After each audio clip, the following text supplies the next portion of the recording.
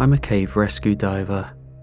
Most people hear that and picture some Discovery Channel documentary, dramatic music, divers swimming gracefully through crystal clear water.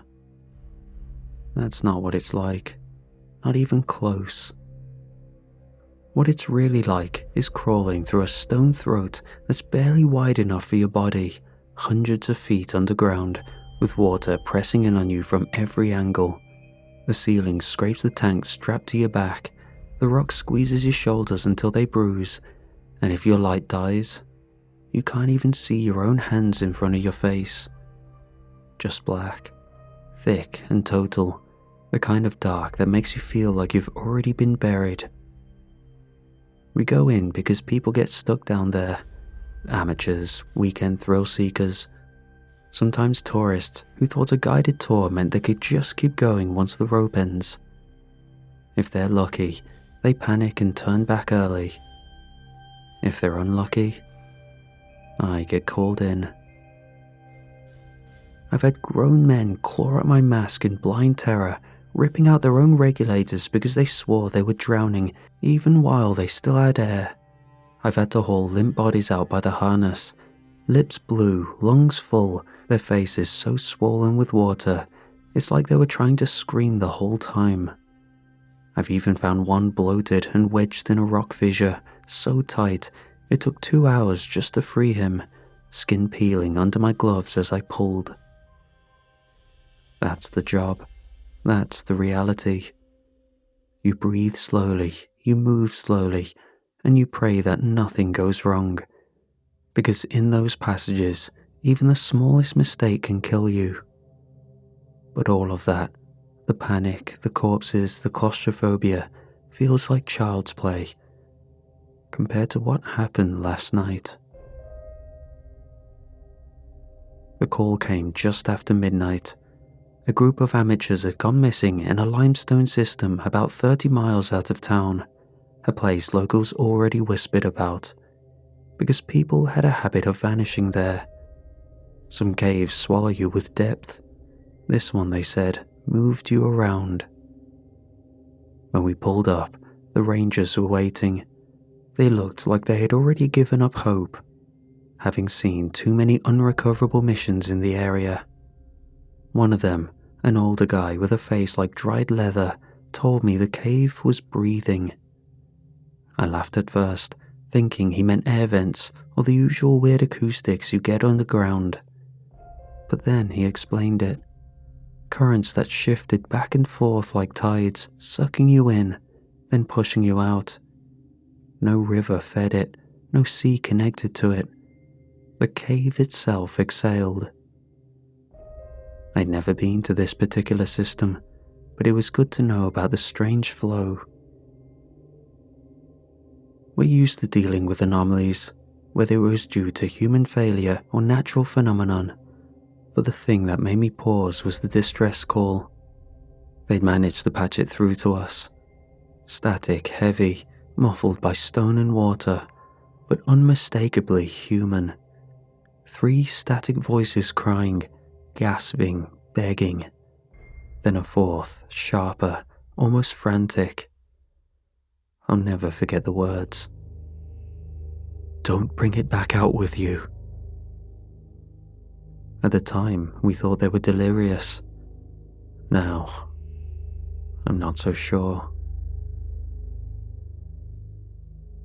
Our crew was smaller that night.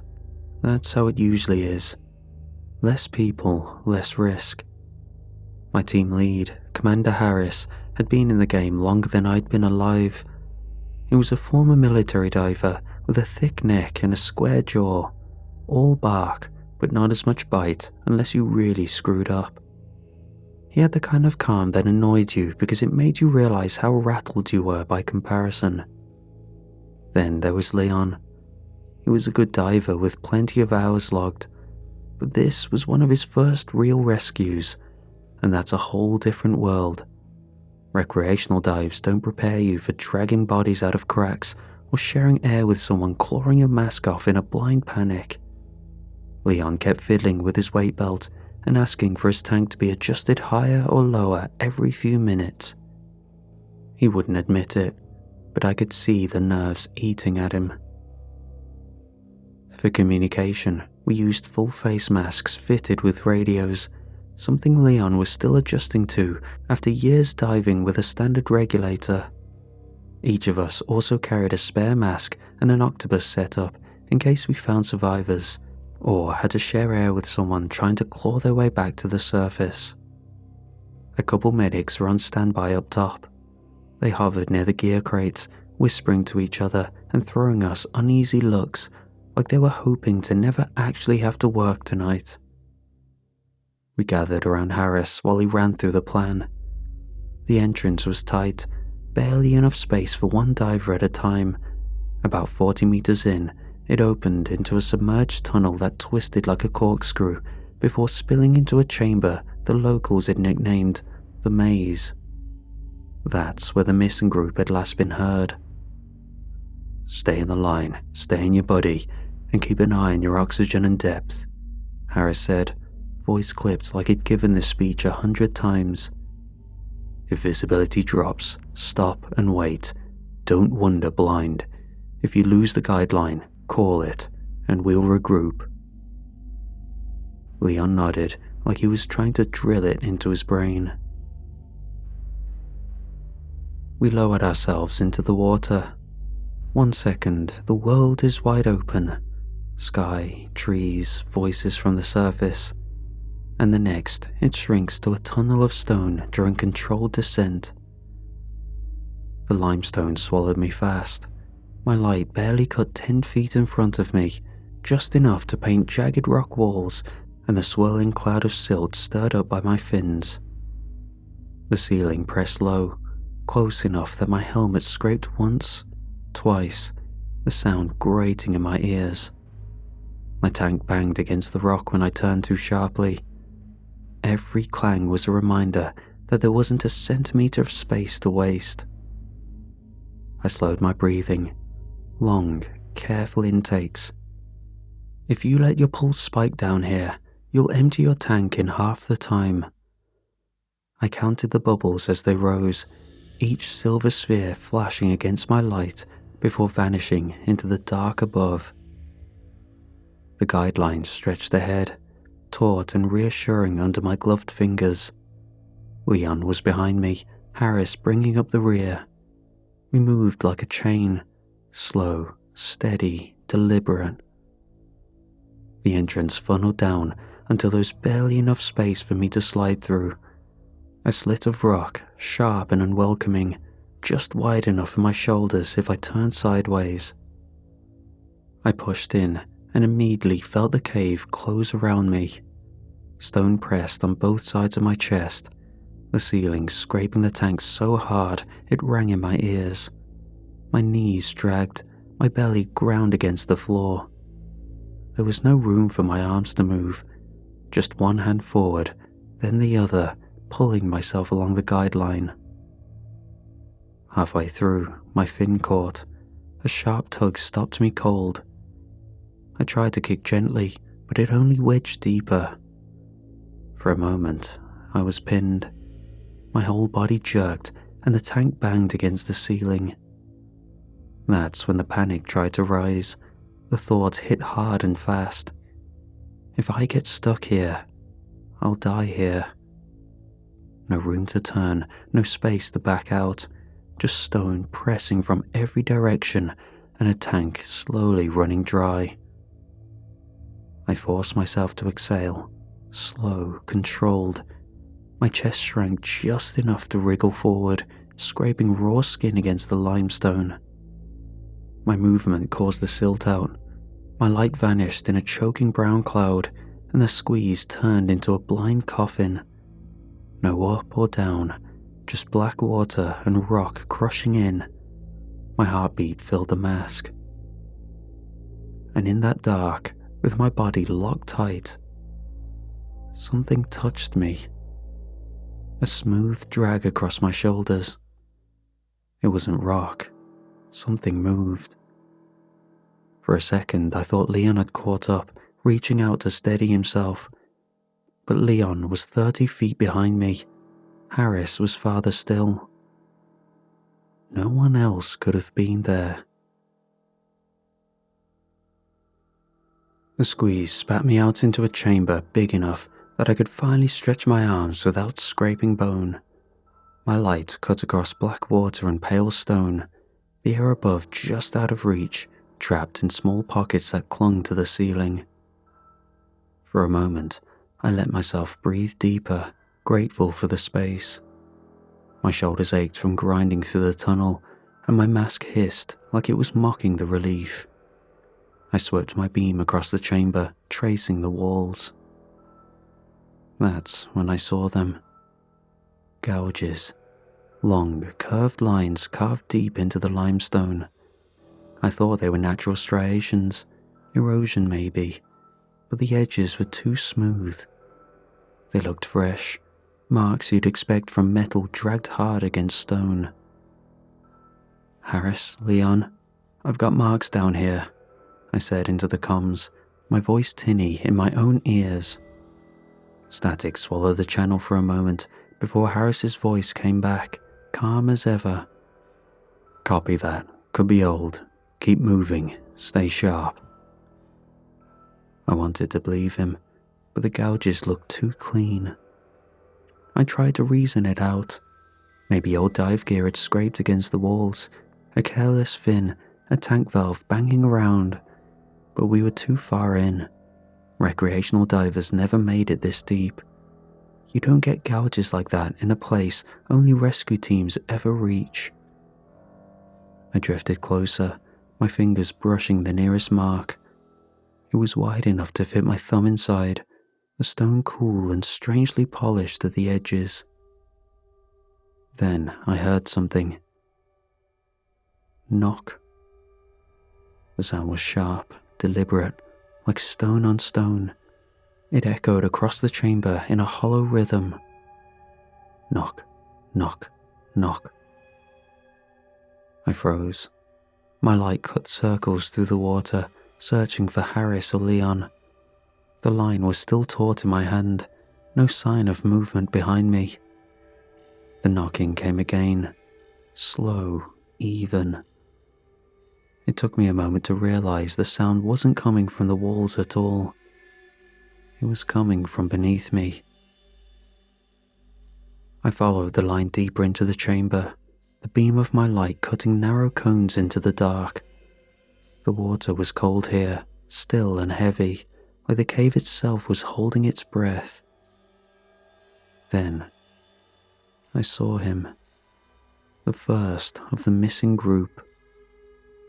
He was jammed half into a fissure in the wall, body twisted unnaturally, helmet angled sideways as though he tried to force himself into a gap too small to escape through. I drifted closer, careful not to stir the silt, and the details hit me all at once. His mask was flooded, his eyes stared white and swollen, lips peeled back over his teeth. But it was his suit that froze me. Deep scratches tore across the neoprene. Dozens, long, raking grooves that cut all the way through the fabric underneath. His helmet, too, was scoured with the same marks, carved across the visor in jagged arcs. I've seen panicked divers claw themselves bloody trying to escape. I've even seen the desperate scrape off fingernails on stone where someone tried to wedge themselves free. But these weren't frantic scratchings. They were too deep, like he'd been seized and dragged backward into the dark. I swallowed hard and forced myself to work. You don't think down here. You just act. "Command, I've got one body," I said into the comms, voice flat. Static rasped back, then Harris's voice cut through, low and measured. "Copy. Secure him if you can, otherwise mark and move. Survivors first." I pulled the body bag from my pack and slid it open, fingers numb inside my gloves as I maneuvered him out of the fissure. He was limp, heavy, one arm floating grotesquely behind him like he was waving. That's when I felt it. A sudden, sharp tug at my fin, hard enough to yank me half around. My light swung wildly across the chamber, hoping it was Leon, not in control of his strength because of his nerves, but catching only stone and black water.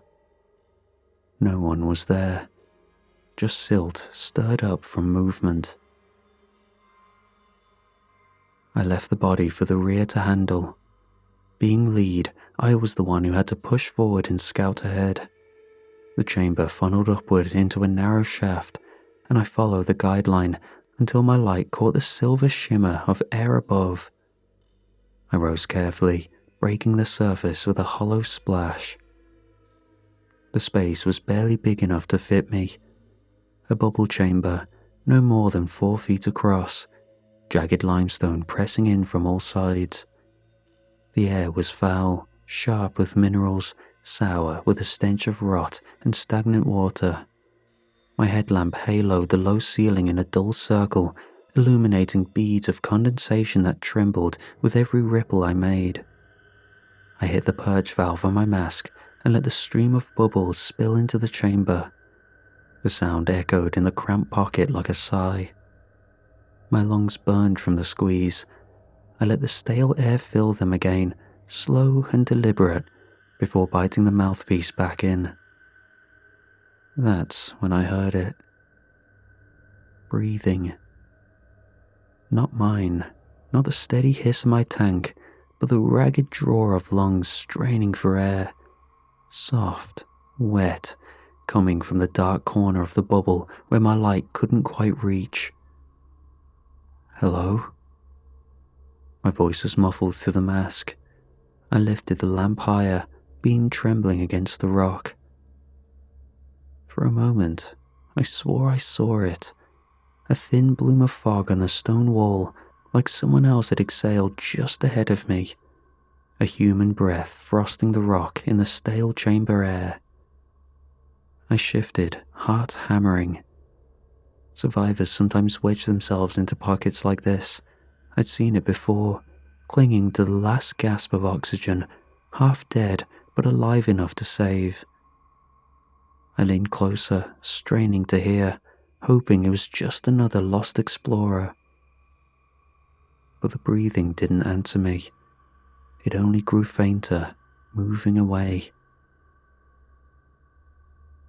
I followed the line down from the bubble chamber. The passage widened again, and this time my light struck something huddled against the rock. Movement.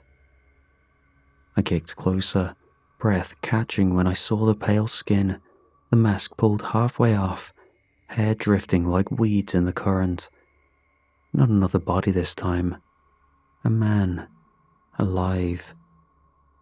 He was wedged onto a little ledge just beneath a larger air pocket, his head bobbing weakly in and out of the surface.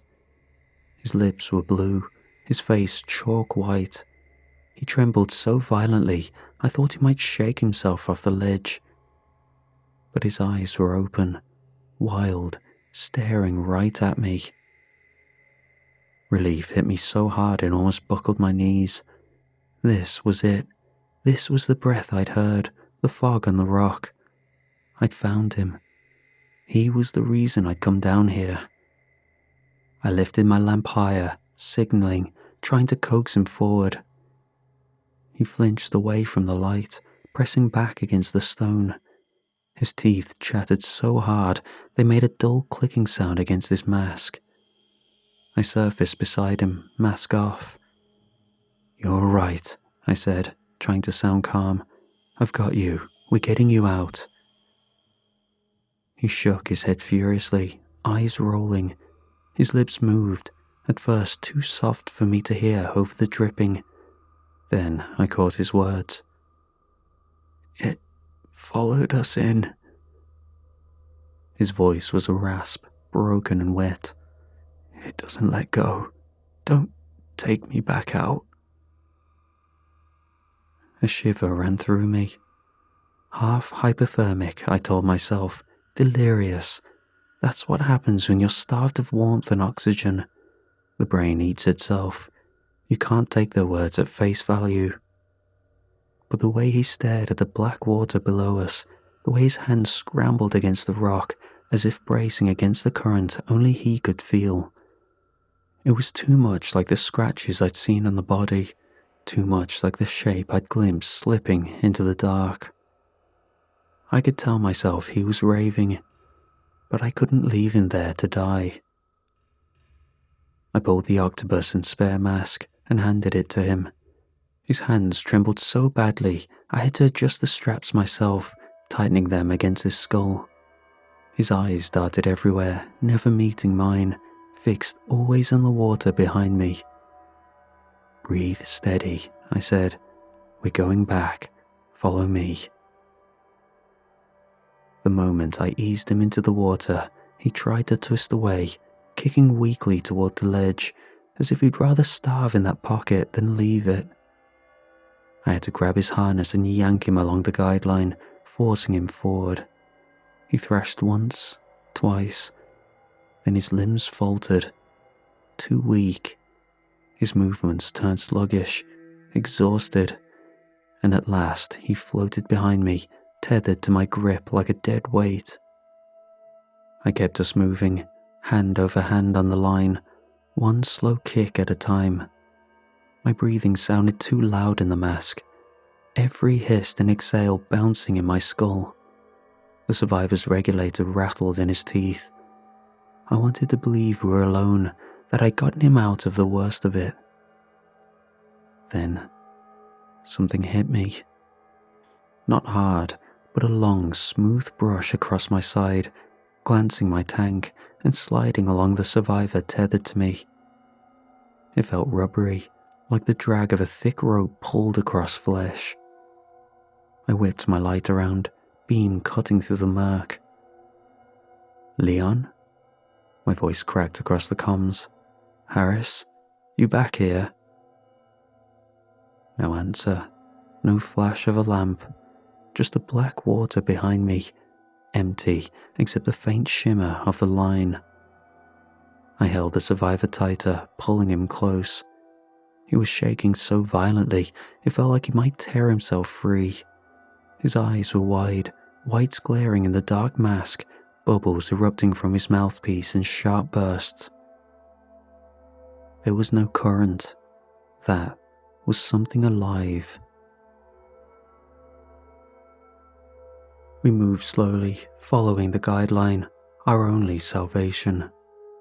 Then the water around us erupted. A surge of silt poured upward, as if something had raked its hand through the floor of the chamber. My beam vanished in a storm of brown and black, visibility collapsing to nothing. The survivor thrashed instantly, wrenching his head side to side. One trembling hand shot up to his mask, nails raking against the glass as he clawed to pull it off. I grabbed his wrist and pinned it down, shaking my head hard, forcing my lamp into his face so he could see me. His pupils were blown wide, white foam bubbling at the corners of his mouthpiece. I dragged him forward, dragging myself forward, each motion blind. My hand clung to the guideline as if it were the last solid thing in the world.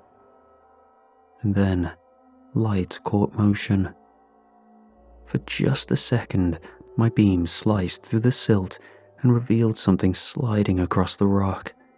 Slick, pale, the shape of a limb bending wrong, gone again before my mind could give it a name. I swung my light the other way. Another glimpse, farther off, something gliding fast, skimming the wall just out of reach, too big to be a fish, too fast to be a diver. My chest seized. My brain wanted to call it a trick of the silt, a hallucination born of panic. But the survivor's muffled scream vibrated through the water, and I knew he'd seen it too. It wasn't just following us, it was circling us. We pushed forward, hand over hand along the guideline. The survivor sagged heavy in my grip. He wasn't helping anymore, just dead weight dragged behind me, shuddering with every breath. That's when my beam caught the white shimmer of another mask ahead. Relief surged through me so sharp it hurt. Leon. He must have come in after me, ready to haul the first body back while Harris stayed at the entrance. His silhouette hovered by the line, one hand braced against the rock as if waiting. "Leon," my voice cracked across the comms, raw with adrenaline. "I've got one alive."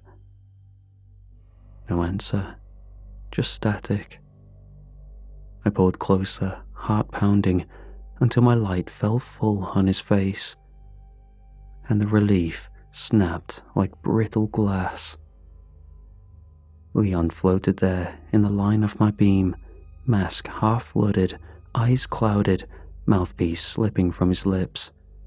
His suit was raked with the same gouges I'd seen on the first body, long, tearing scratches that cut deep across his chest and arms. He looked fresher, not yet swollen, like it had only just happened. It was reminiscent of the state I found the first survivor, only more raw. The survivor saw him too. The moment his gaze landed on Leon's body, he bucked hard against me, thrashing so violently the spare mask nearly tore free. I clamped down with one hand, cursing into my comms. And then... knock. The sound rolled through the chamber, sharp and hollow, beating against the stone. Knock, knock, knock.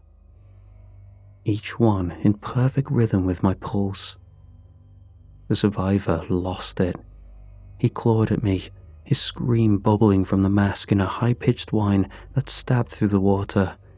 His panic was like blood in the water. It drew attention. The darkness moved. Something slick and pale surged past, fast enough that the water shifted around us.